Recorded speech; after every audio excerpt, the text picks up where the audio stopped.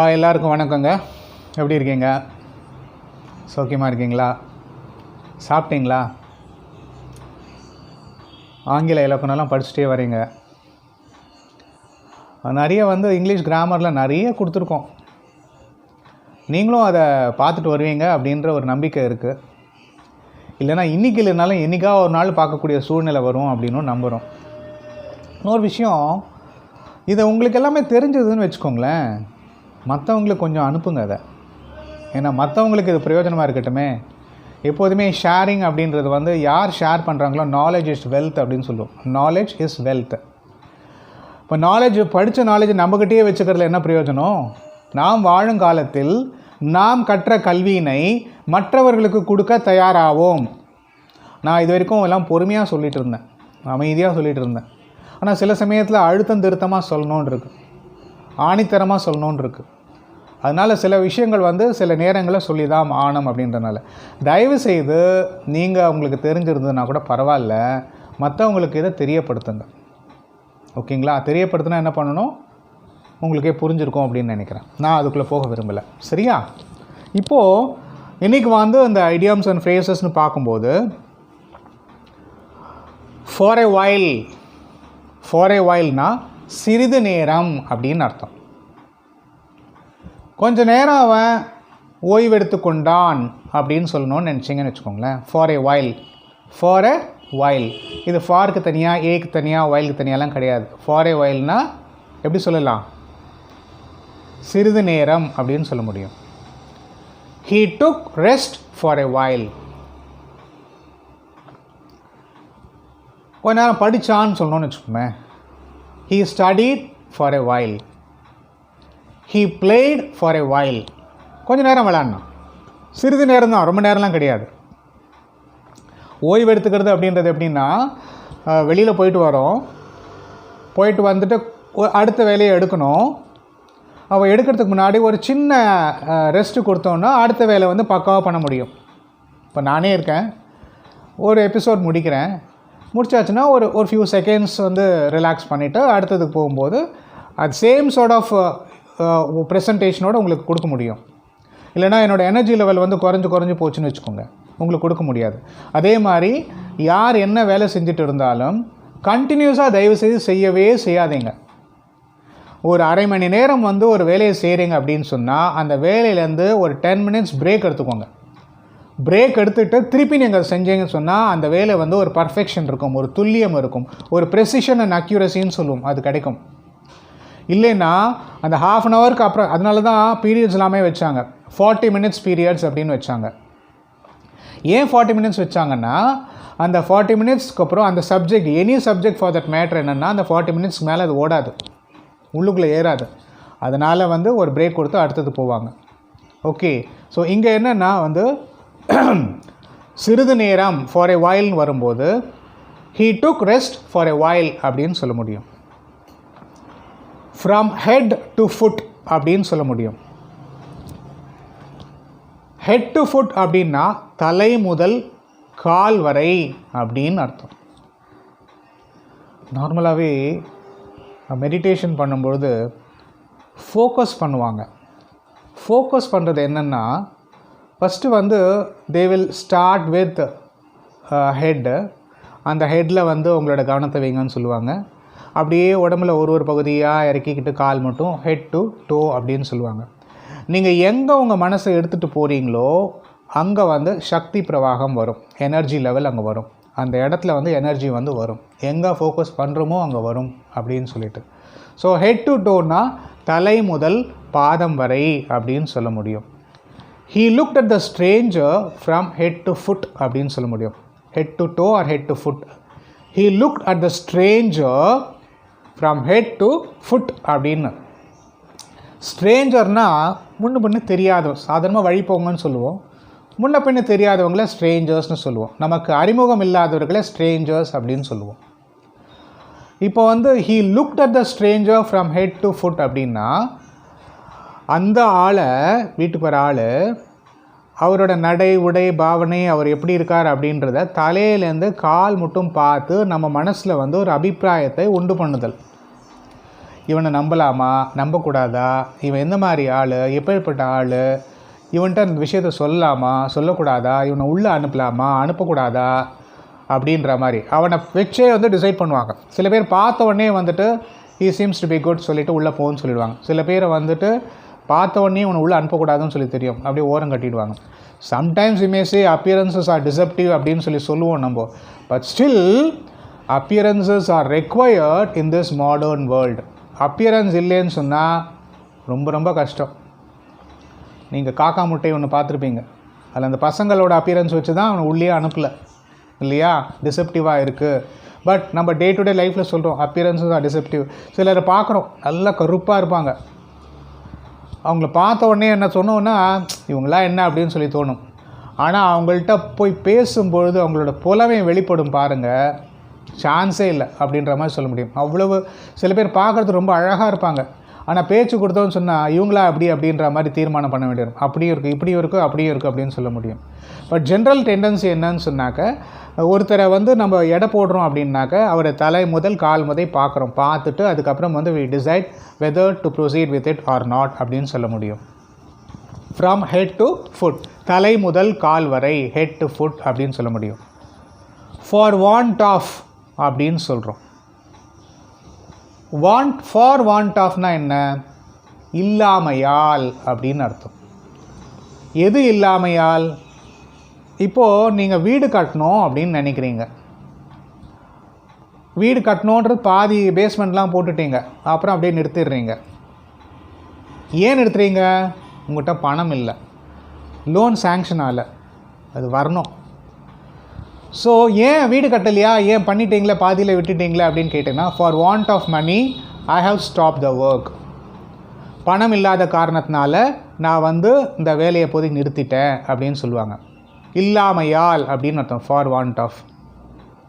Okay, for want of for want of job, for want of education, for want of education I stopped my job.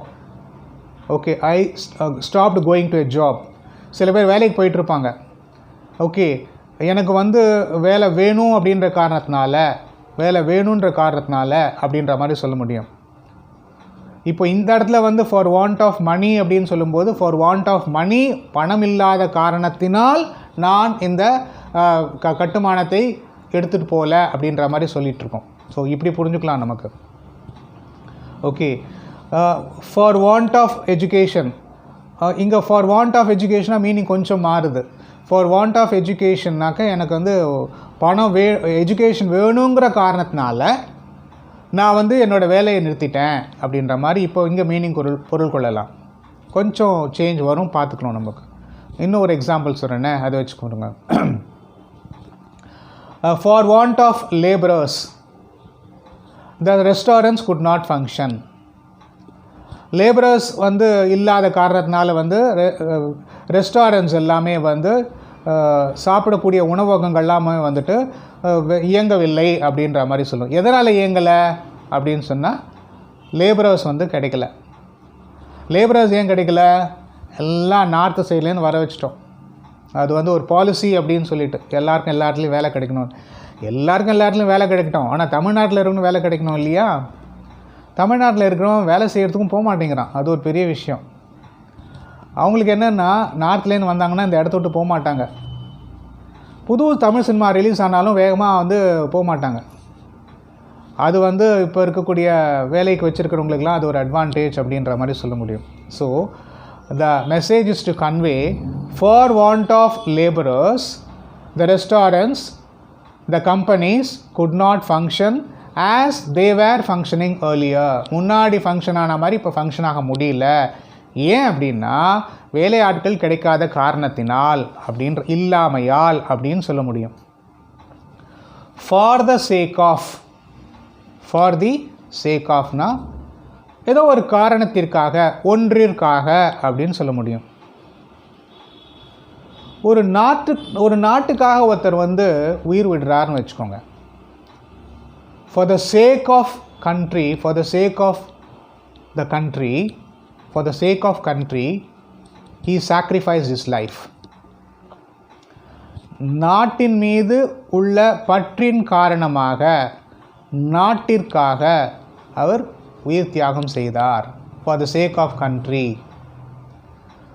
For the sake of children, the parents sacrifice their life. Sacrifice their lifeனா என்னன்னா, அவங்கள அவங்களோட growth, அவங்களோட development, அவங்களோட creativity, இது எல்லாத்துக்கும் நல்லா மேலே கொண்டு வரணும், அப்ரிங் பண்ணணும் அப்படின்ற காரணத்தினால அவங்களோட சில விஷயங்களை சாக்ரிஃபைஸ் பண்ணிவிட்டு குழந்தைகள் விஷயத்துக்கோசரம் அவங்க தியாகம் செய்கிறாங்க அப்படின்ற மாதிரி சொல்ல முடியும். அந்த ஒன்றிற்காக, அவர்கள் வளர்ச்சிக்காக, குழந்தைகளின் வளர்ச்சிக்காக, நாட்டின் வளர்ச்சிக்காக, ஒரு அரசாங்கத்தின் அதாவது அரசாங்கம் நல்லா வரணும் அப்படின்ற ஒன்றிற்காக, ஒரு அலுவலகம், பெரிய அலுவலகம் இருக்குது, அந்த அலுவலகம் நன்றாக வரணும்னு ஒரு விஷயத்திற்காக அப்படின்றது இன்னொருத்தர் ஏதோ ஒன்று விட்டு கொடுக்குறார், இல்லைன்னா அதுக்கோசரம் அவர் பாடுபடுறார் அப்படின்ற மாதிரி சொல்ல முடியும். ஃபார் த சேக் ஆஃப்னா ஒன்றிற்காக, ஏதோ ஒன்றிற்காக, ஒரு குறிப்பிட்ட ஒரு விஷயத்திற்காக. He died for the sake of his country அப்படின்னு சொல்கிறோம். அவர் நாட்டிற்காக அவர் உயிர் தியாகம் செய்தார் அப்படின்னு சொல்ல முடியும்.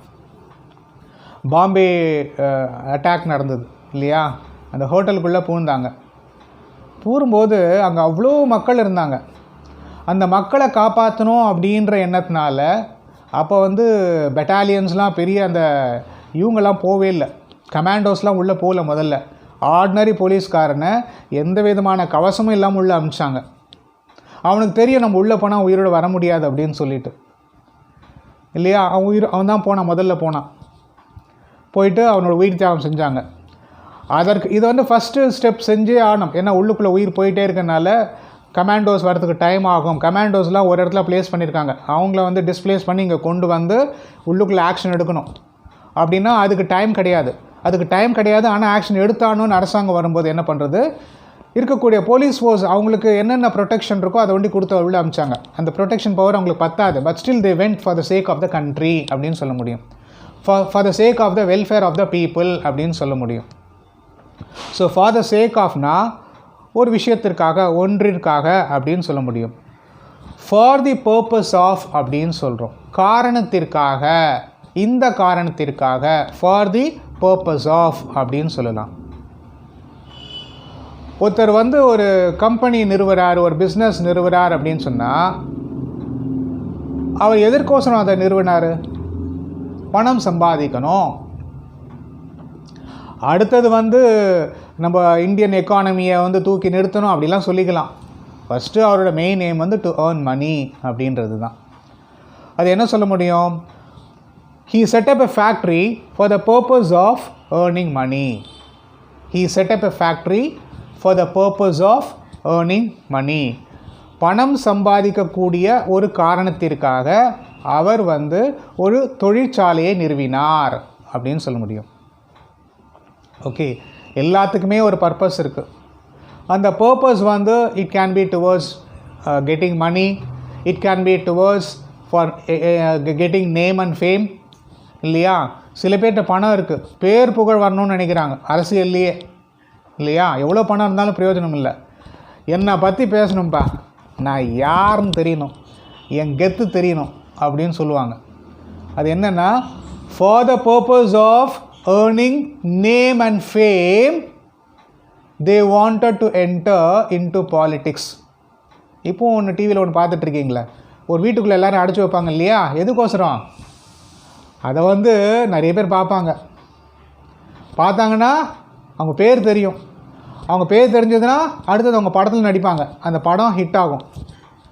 For the purpose of gaining or earning name and fame, அந்த காரணத்திற்காக. எல்லாத்துக்குமே ஒரு காரண காரியம் இருக்குது. இப்போது எல்லாமே சொல்லுவாங்க, நிறைய வந்திருக்கோம், நீங்கள் பார்க்கலாம். நீங்கள் கேஷ்பேக் அப்படின்னு சொல்லிட்டு, இந்த கேஷ்பேக்குன்றது உங்களை மாதிரி ஆட்களை உள்ளுக்குள்ளே இறக்கி விட்டால் அதுக்கப்புறம் உங்கள்கிட்ட பணத்தை போடுவாங்க. எவனாவது ஒருத்தன் ஃப்ரீயாக கொடுப்பானா? யோசிக்க வேணாம். எதுக்கு அவன் ஃப்ரீயாக கொடுக்கணும் உங்களுக்கு? முட்டாளா அவங்களாம் நம்மளை முட்டாளாக்கிட்டு இருக்காங்க. நிறைய இது தான், எல்லாமே ஃப்ரீன்னு சொல்லுவாங்க. இப்போ வந்து முதல்ல ஒரு எம்பிஎல்னு ஒரு கேம் ஒன்று புதுசாக வந்துட்டுருக்கு, பேர் கூட சொல்லக்கூடாதுன்னு சொல்லிட்டேன், பரவாயில்ல. எவ்வளோ பேரை வந்து கிரிமினல் ஆக்கிட்டு இருக்காங்க, எவ்வளோ பேரை அடிமை ஆக்கிட்டு இருக்காங்க, அடிக்ஷன் ஆக்கிட்டு இருக்காங்க. எதுக்கோசரம்? அவங்க பணம் சம்பாதிக்கணும். சமுதாயத்தையே சீரழிச்சிட்டு இருக்காங்க. இதை வந்து அரசாங்கம் முதல்ல போயிட்டு முன்னின்று இதை ஒழிச்சு கட்டணும். ஃபார் த பர்பஸ் ஆஃப் அப்படின்னு தலைப்பு நம்ம பார்த்துட்ருக்கோம். ஃபார் த பர்பஸ்னால் ஒரு குறிக்கோள், ஒரு காரணத்திற்காக. அது நல்ல காரணமாகவும் இருக்கும், கெட்ட காரணமாகவும் இருக்கலாம். இங்கே நல்ல காரணத்தை நம்ம சொல்லிகிட்ருக்கோம். For the purpose of the welfare of the education, the parents are sacrificing their life. Let us take it in the right spirit. For the sake of the welfare of the people of the country, the Jawans at the border are protecting us, are safeguarding us. For the purpose of safeguarding the people of the country, so also the nation. அந்த காரணத்திற்காக அவங்க சுற்றிட்டு இருக்காங்க, அவங்க ஃபேமிலியெல்லாம் வித்துட்டு. For the purpose of அப்படின்னு சொல்லுவோம். From far and wide அப்படின்னு, ஃப்ரம் ஃபார் அண்ட் வைடு, மிக தொலைவிலிருந்து அப்படின்னு சொல்ல முடியும். People came from far and wide to see the building. நம்ம தாஜ்மஹாலை போய் பார்க்கலையா? எங்கேருந்துலாமோ அந்த மக்கள் பார்க்குறோம் அப்படின்னு சொல்கிறோம். அற்புதமான கட்டடம், அற்புதமான பில்டிங், கலைநயம் வாய்ந்த கட்டிடம் இல்லையா? உலக புகழ் வாய்ந்த கட்டிடம், ரெட் ஃபோர்ட் சொல்கிறோம், எல்லாமே சொல்கிறோம். எங்கேருந்து வராங்க? ஃபார் அண்ட் வைட்னாக்க மிக தொலைவில் இருந்து எல்லா மக்களும் இந்த இடத்த பார்க்குறதுக்கு வராங்க அப்படின்னு. Far and wide, FAR, far AND and WIDE, FOR கிடையாது, FAR, far and wide. From far and wide, ஃப்ரம்ன்றது இருந்து அப்படின்ற பொருளை கொடுக்கும், preposition. People come from far and wide to see the building. People come from far and wide to see the building அப்படின்னு அர்த்தம். People from far and wide to see the Mahabalipuram. To see Mahabalipuram. எங்கேருந்துலாமோ வந்து பார்க்குறாங்க இல்லையா? மிக தொலைவிலிருந்து வந்து பார்க்குறாங்க. நிறைய விஷயங்கள், ஒரு பிளேசஸ், ஹிஸ்டாரிக்கல் பிளேசஸ்னு சொல்லும்போது we can use this particular thing. People came from far and wide to see the building. வந்தாங்க அப்படின்னு சொல்கிறோம். வருகிறார்கள், come. Came from far and wide. People came from far and wide to see the president, to see the prime minister, to see the chief minister. ரொம்ப தூரக்கெல்லாம் வந்து பார்த்துட்டு போகிறாங்க. to see the famous actor அப்படின்னு சொல்லலாம். மிக தொலைவில் இருந்து வந்து பார்த்துட்டு போகிறாங்க, அவ்வளோதான், முடிஞ்சு போச்சு. ஃபார் அண்ட் வைட், இந்த இடத்துல அந்த எக்ஸாம்பிள் அப்படி வச்சுக்கலாம். அதாவது தொலைவில் இருந்து, மிக தொலைவில் இருந்து அப்படின்னு சொல்லி வச்சுக்கலாம். சரி நேர்களே, ஐடியாம்ஸ் அண்ட் ஃப்ரேசஸ் போயிட்டே இருக்கு, நீங்களும் பார்த்துக்கிட்டே இருக்கீங்க. நிறைய யூஸ்ஃபுல்லான டிப்ஸ் சொல்லிகிட்டு இருக்கோம். இது வந்து ஆங்கில இலக்கணம்னு மட்டும் இல்லாமல் சில விஷயங்களை, பொதுவான விஷயங்களும் சொல்லணும்னு நினச்சிட்ருக்கேன். இங்கிலீஷ் கிராமர் அப்படின்னு சொல்லி கொடுத்தோம், அதில் என்னால் அவ்வளோவா சேர்க்க முடியல. பட் இனிமேல் வரக்கூடிய கிளாஸஸ் வந்து it will be clubbed with whatever you want to learn in English. So also life skills which will be coupled or which will be inbuilt with this particular program. Thank you very much. I'll meet you in the next class. Until then, it's bye from Venkat. அனைத்து அம்சங்களுடன் RK Talkies.